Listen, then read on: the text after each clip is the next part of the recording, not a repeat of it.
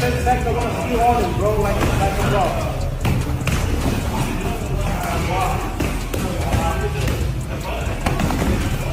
What's up, fight fans? In today's video, we're looking ahead to UFC 314, set for April 12th in Miami, Florida. The MMA community is still buzzing with frustration over Dana White's controversial call at UFC 313. Meanwhile, Alex Pereira seems to be approaching his upcoming fight against Magomed Ankalaev with a unique no-lose strategy. Instead of grinding away in a full training camp, Pereira has been spotted living it up, handing out free Rolex watches on the streets of New York City. In another corner of the UFC world, Alexander Volkanovski recently named Ilya Topuria as the biggest threat to Islam Makhachev, a take that sparked plenty of debate among fans and analysts.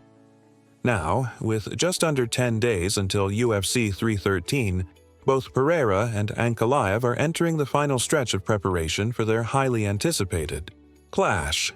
Ankalaev and his team set up camp in Las Vegas back in early February to adjust to the environment and dedicate themselves fully to the fight.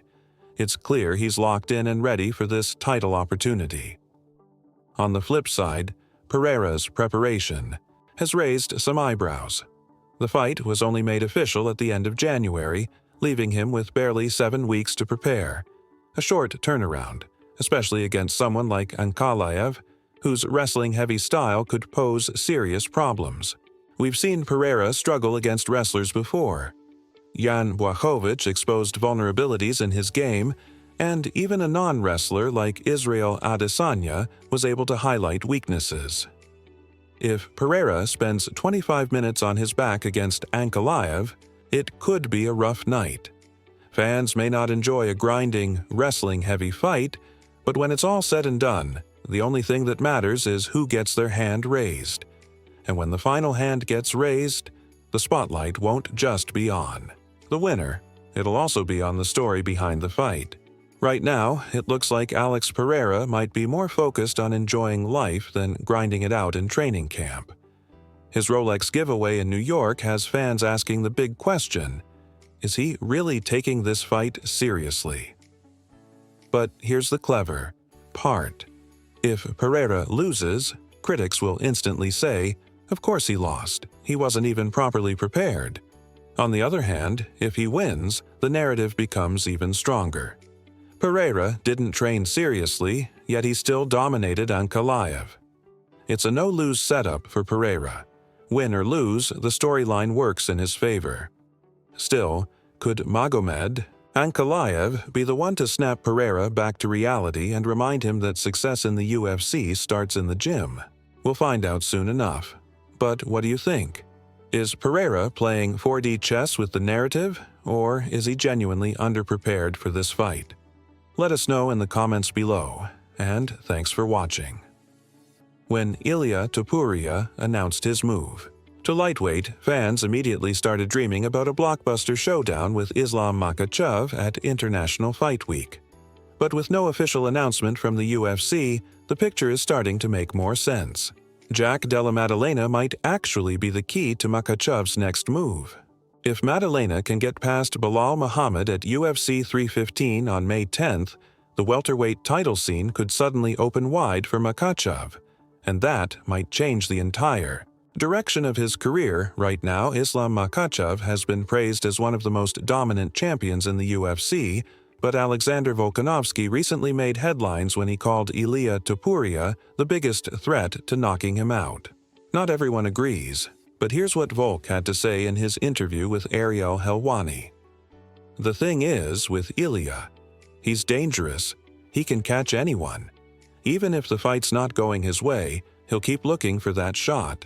The later rounds might get tough for him, but if he lands clean, he could absolutely knock Islam out.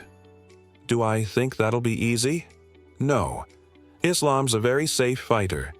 Even if Ilya's takedown defense holds up, I still think the scrambles will favor Islam. But you can't count Ilya's power out. Those hands of his are always dangerous, especially in the early rounds. So, what do you think of Volkanovski's statement?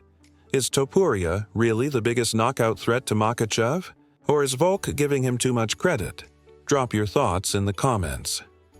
Meanwhile, the MMA world is buzzing for another reason. Dana White's latest decision at UFC 313 has stirred plenty of controversy. This is when things get interesting. While filming The Ultimate Fighter, Dana revealed the brand new co-main event for March 8th in Las Vegas, Justin Gaethje versus Rafael Fiziev. And honestly, do I even need to sell you on Gaethje? 13 performance bonuses in 13 fights, 20 of his 25 wins by knockout. Fiziev's last fight ended early due to a knee injury, but before that, he was riding a 6-fight performance streak. This matchup is guaranteed chaos. After Dana White announced Justin Gaethje versus Rafael Fiziev as the new co-main event for UFC 313, the fan reactions were all over the place. One user, XK King UFC, commented, "Nobody cares to see Fiziev. Dana, come on." David Asher added, "How about Justin versus Silva, and Fiziev can murder Bryce instead?" Another fan, Lucas, wrote, "Weak fight for a co-main event. 313 is mid as hell now. Guess Pereira has to save another card." But not everyone hated it. One fan pushed back, asking, "Why are people hating on Fiziev? He's like Gaethje 2.0, just slightly worse because he lost to him." Honestly, I agree with that last point. Why so much hate for this fight? Both Gaethje and Fiziev are in must-win situations, and that means they'll bring everything they've got. This matchup could end up stealing the show. That said, the decision raised eyebrows because several top contenders, like Arman Tsarukyan and Max Holloway, were available. According to Justin Gaethje, the UFC reached out to multiple fighters, including Charles Oliveira, Mateusz Gamrot, Dustin Poirier, Max Holloway, and Arman Tsarukyan. But, according to Gaethje, they all turned the fight down on short notice. Gaethje explained it this way, "I never even heard Gamrot's name mentioned.